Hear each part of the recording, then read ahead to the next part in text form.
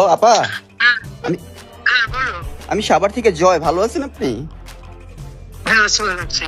আপা, আমাদের সাভারের রাজনীতিটা অনেক নোংরামি চলতেছে। হুম,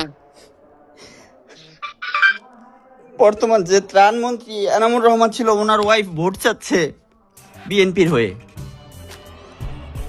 কোন ওয়াইফ, কোন নাম্বার? এইটা ঢাকা 19 আসন। হ্যাঁ, ওয়াইফ কোন ওয়াইফ? ওরা তো তিনটে ওয়াইফ। ওয়াইফ বড়টা, বড়জন।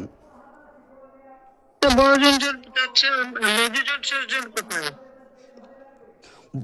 বড়জনই তো আওয়ামী লীগের পক্ষে ছিল। আর মেজর?